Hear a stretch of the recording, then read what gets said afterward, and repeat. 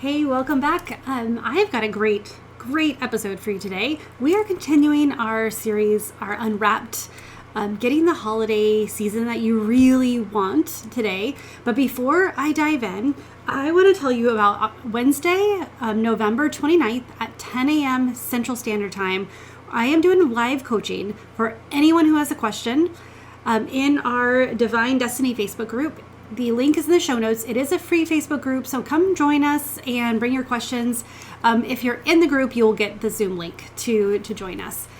And with that, let's do this. Hey, and welcome to the Full Weight of Joy podcast, the podcast for women who are done stressing about the weight of the world, of expectations and settling for status quo, and ready to step into the full weight of joy. Joy in the journey, whether up or down, joy through the life's challenges, and joy in loving your life right where you are, even though sometimes we feel like chucking it all and moving to Bali. It's for women who are ready to step into who God called them to be. He chose you to be in this world.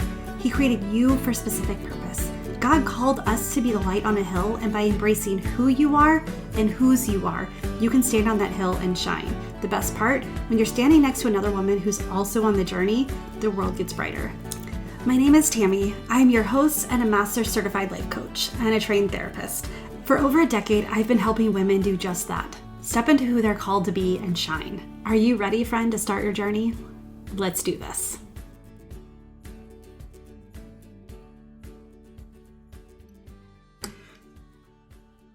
Hey, welcome back to the podcast. My name is Tammy, and I'm excited you're here. I hope that you had an amazing and restful and gratitude-filled Thanksgiving. I had a great Thanksgiving. Multiple meetings and meetups and lunches with friends. I went to friends' houses for dessert. We had multiple Thanksgiving lunches. We had, the big family Thanksgivings, many pies and cakes and cookies and deliciousness, turkeys and all the things. I do miss my family living so far away now. My sister lives up in the northeast of the United States now, and I miss her being 2 hours away. So I miss that. I also miss my dad and my brother who live in Alabama. And so I was talking to Kyle and the kids, and next year I think we're going to try to go to visit them somewhere, because there's nothing like the holidays to remind you what's really important. And that's that's a good segue. I didn't plan that, but it's a good segue into what our message is today, what I wanted to share with you today. We're going to continue our Unwrapped series, Unwrap the Christmas, Unwrap the holiday season that you really want. Not one that you think you should have, not one that you think that others, that's the picture perfect. A lot of times getting quiet for a moment and really recognizing what we want is the first key to actually getting it. You can walk into a store and you can just add tons of things to your cart and walk out, pay, of course, we're not going to be thieves here, but walk out and still not be satisfied because you went in for a certain thing and that's not in the cart. Like, that's not what you got. We could go into the holiday season and do all of the things and make all of the memories-ish and be human doings and try to pack everything in. And then at the end of the season, we can still feel a void. We can still feel like we didn't achieve what we really wanted. And the thing is that we kind of set ourselves up for disappointment at that point because we didn't stop to determine what we wanted in the first place. So today's episode is talking about being rest, not stressed. So embracing calm amid the holiday hustle. Yesterday was actually Thanksgiving. So we still have multiple more. So everyone knows, I record this in advance. So things have already happened. But it was easy to feel the rush of everything, going to multiple people's houses, trying to please everyone and be in the same place that they want us to be. And the kids, my poor son, my poor son was hoping for mac and cheese. And out of the 3 locations we went to, there was no mac and cheese. So for tomorrow, our family Thanksgiving, I am making sure that there's mac and cheese, because that's his one intention, was to see his cousins, his friends, and have mac and cheese. I digress. But it's easy to get caught up in the stress of things. And it's not even really, like, you don't see it as stress. You see it as just, I want to do it. I want to be with everyone. I want to see everyone. I want to eat. I want to be. And you realize at the end of the day, you're like, man, I'm exhausted. And did I connect with the people I wanted to connect with? Did I actually get to spend time with my kids? A little bit. Linda's now, she's older, so she'll sit with us, with the adults, and talk a little bit instead of going and playing with the little kids and things like that. But think back. And so we're in the midst of the holiday season, and it's still at the beginning season. So it's not too late to take a moment, take a beat, and say, okay, what do I want from here on out? What did I get from Thanksgiving? How did I show up? How was it restful? How was it stressful? And the importance of this time, because things around us do slow down. Our lives, our work, some of the day-to-day expectations do slow down. And then it's a different type of expectation that like speeds up. It's, even like the gift giving, Black Friday, like today is Black Friday. Okay. I'm just going to put it out there. The day I'm recording this, it is Black Friday. I'm getting ready to go out with my daughter. We're not truly doing the Black Friday because we're not getting up early. It's not 4 a.m. Okay. It's more like 9:30. But even like there's anxiousness about going out and shopping, because one is gone are the days that people need anything really. Like if you think about like the kids, I'm like, what is your list? I know growing up, we got socks, underwear, something that I wanted, but I really got, things that I needed. I got, new notebooks or new outfits for school or something. And now it's just, we're in a state of it's just more is more, and more is not really more. So even this anxiety about going shopping, and I'm like, okay, I don't want to spend too much. I have a budget. I want to make sure I want meaningful versus just, oh, they'll like that, throw it in the basket. I don't want just more for more's sake. And so part of this is taking a moment to rest, to set down. And this morning before I'm recording this is what I did. And this is why I'm sharing this, because it was like, no, this was such a powerful thing for me to sit down and do intentionally. I did it a few weeks ago, just like, hey, what do I want for the season? What do I want? What is my intention? How do I want to show up? How do I want to be around my kids? What do I want them to remember me as for this season? So some of the hidden causes of holiday stress that are not so hidden, we all know, but we also do it anyway, is the overcommitting. Trying to be everywhere at any time it's not a necessity. What if we go to Aunt Barbara's house on the 26th instead of the 24th or 25th? What if we spread things out? What if we break some of these these expectations so we can rest and we can enjoy where we are when we are, instead of thinking about the next thing we need to do?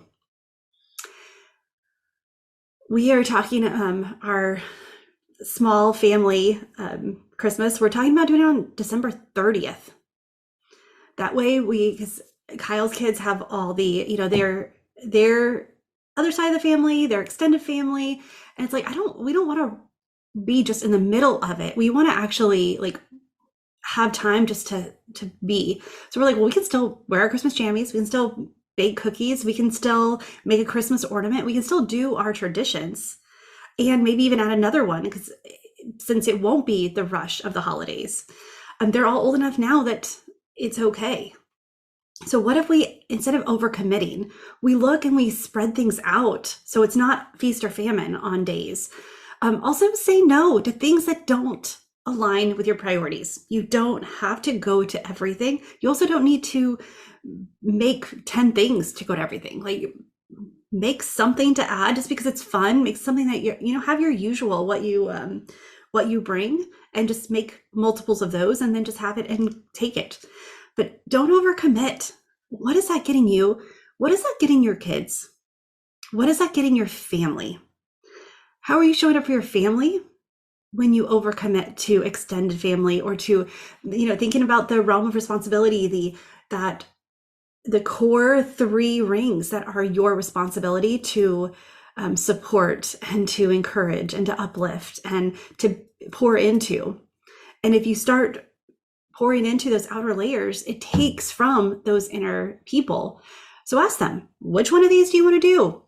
And if they don't want to do it, like, it's okay. And then just don't do it. You don't have to. I mean, there's things that we disappoint people, but that's okay. It's not your responsibility to make everybody happy. It's not your responsibility to make everybody happy. It's your responsibility to protect your family and your energy and your memories. That's your responsibility. It's to your immediate family.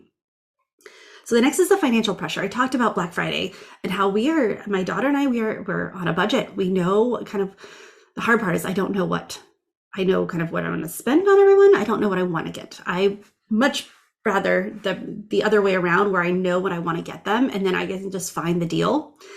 But you don't have to overspend. It's not about extravagant gifts. The present is your presence. Let that be enough. Don't feel like you have to do all the things, buy all the things. Don't put yourself in a financial burden for 2024 when we're not even there yet, in order to give someone a momentary pleasure of 2023. It's okay if you don't buy them extravagant gifts, if they don't have 30 things under the Christmas tree. It's okay. They can have 2 and be just as happy. What if you play games? There's a lot of things you can do. So perfectionism. I love Christmas movies like the rest of them, like the rest of you guys. I know those, the Griswolds and the, and all these. Well, Griswold's not really an example of a perfect Christmas. Let me just back that one up. But we have this ideal, and let's face it, the hallmarks, and where every room, every bathroom is all decked out and decorated. Like, every comforter is changed. Who can do that? All right, that is not normal. That's not even possible. Like, where do you store this stuff? Is your attic just full of Christmas? Like, what? Anyway, I digress there too. But the idea is we have this picture of what a perfect Christmas looks like. Is it possible? Do you even want that picture? As much as I love all the decorated houses, and every room and every bathroom and every nook and cranny is all decorated for Christmas, I don't want that responsibility. I don't want that cleanup. I don't want to take that time. I don't want to store all of that stuff. So let's remove that expectation of that's not a perfect Christmas. I really like having a nice mantle and a nice tree. That is if I can do those 2 things, then that's my perfect decorations. That's it. If there's a little extra, I do love some trees. So I have a couple extra little Christmas trees around for decoration. But again, that doesn't pour into my ideal. Those are extra. If I have time, if I feel like pulling them out, knowing that in a month I'll be putting them back. So don't give in to this idea of this needs to be the perfect Christmas. I know many of you, you have sick family members or older parents who are like, this could be our last. I want to make it the best. What really makes it the best? Having every picture frame changed out to a holly jolly one, having 90 perfectly decorated Christmas trees, or sitting with a cup of tea and listening to your parents tell you about like just memories about you when you were a child, or about them, things that they remember. So what is the ideal? What is the perfect Christmas you're looking for? And if it is the decorations, if that's really what you want, then what are you willing to sit down to get it? So I'm not judging you on what you choose. There is no right or wrong answer, but own it and then go all in on what you want. So here are some tips to lean into. Rest rather than stress. And I'll go a little bit faster here, but prioritize. Again, you don't have to do everything. It's not all your responsibility. You don't have to please everyone. Prioritize. Okay, well, my mom is, XYZ, then, then I need to do this. My daughter really, for whatever reason, she really wants something with a frog with a mushroom cap on it. So I'm like, okay, I will find that. That's for whatever reason so I found a little beanie. I'm like, $14, done. That's what she really wants. That's what I'm going to get her. Prioritize. Focus on truly what matters. I'm getting ready today to bake some rolls, and I get to do this with my daughter and my son. Actually, he comes and he likes making bread with me as well. So that is a priority. I'm really excited because we can take it. So it's a double, double prizes, double check marks. It meets bringing something to a potluck and spending time with my kids. Prioritizing that over doing other things, because that's what I want for this holiday season. Practice mindfulness. Stay in the moment. Wherever you are, really practice and focus on whatever you're presently doing. Don't think about the next party you're headed to. Don't think about the next meal you have to make. Don't think about the next thing. Really give yourself the gift of just staying right here. And the way that I do this is I will ask myself, what in this moment do I want to remember? What in this moment do I not want to forget? Because we know not forgetting and remembering, two different things. But what do I truly like? How is my daughter, how is she in her best light right now? What is the strength that I see in her? What is a blessing I see in her? And I do the same for my son. My son, what is he really enjoying in this moment? But this, what do I like? What smells good right now? What tastes good? What am I enjoy doing? But use your 5 senses and really create this moment in your mind. So that way you can recall it. And so it kind of solidifies that memory, that core belief that you can be present and you can be right where you're supposed to be. Yesterday, I was like, oh, I need to record my podcast for Monday, and it's going to be a busy weekend. And so, but then I was like, it'll get done. I'll find time. Like when my daughter's getting ready. So before we go shopping, I will just get into the office and I'll do a podcast real quick. It'll be okay. I was able to, instead of worrying about something that hasn't happened and that I know will happen, come back. And we stopped by we had a last minute invite to a Thanksgiving dinner.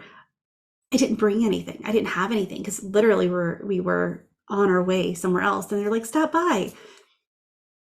You know what? It was okay. They didn't judge us for not bringing something. They were excited to see us. Practice mindfulness. Be where you are and set down those other expectations. Establish boundaries. It is okay to make other people unhappy because of choices you make that make you and your family happy.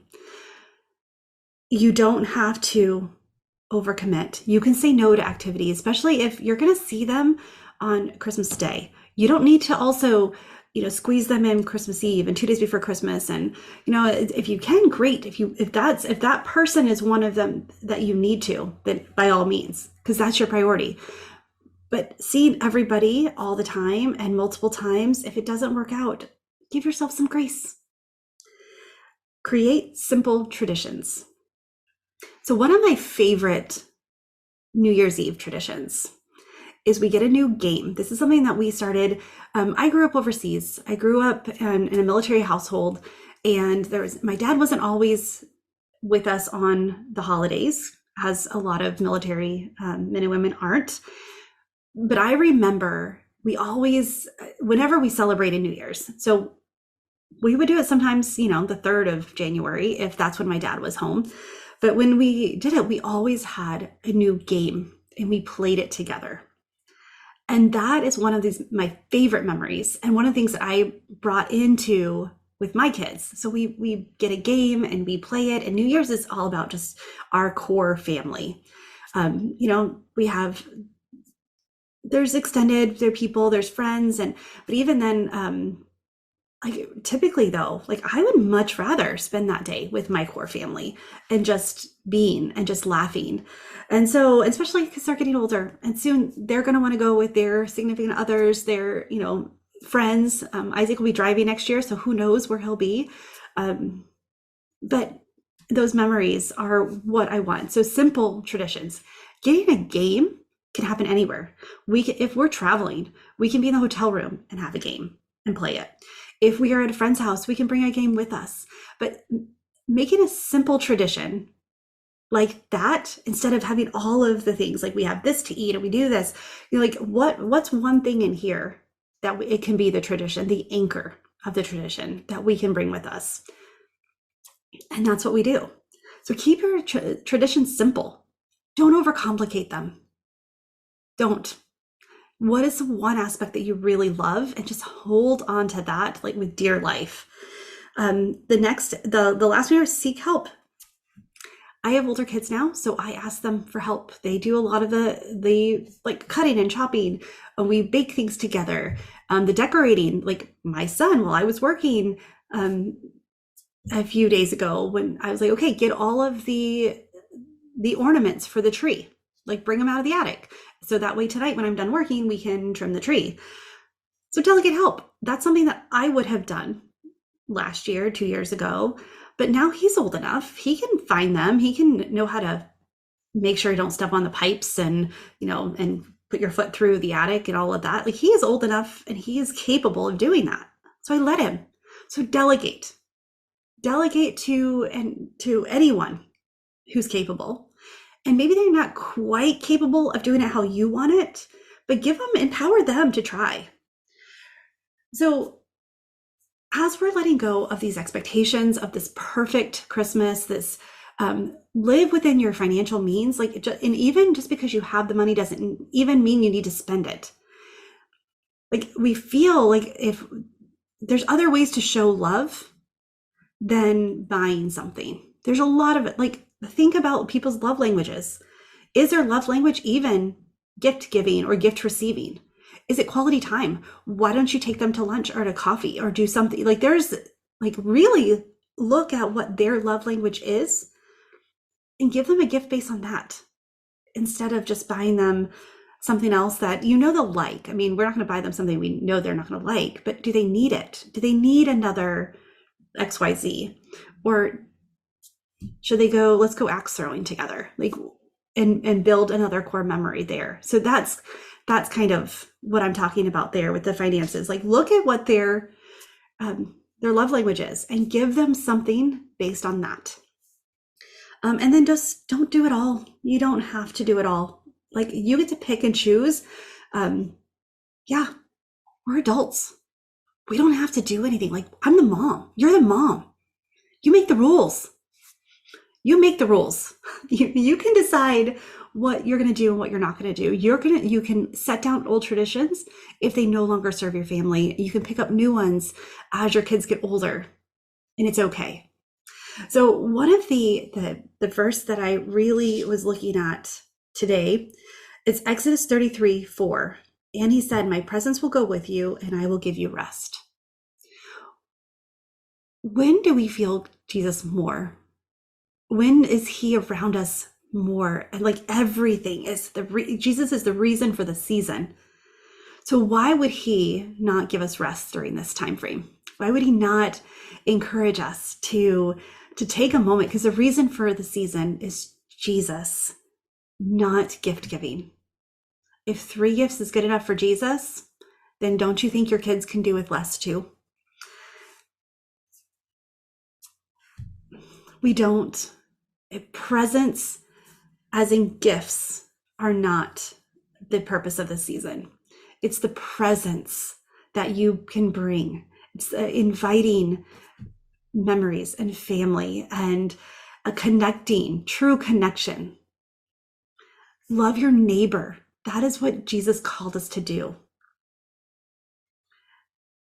His presence will go with you. His presence will go with me, and he will bring us rest.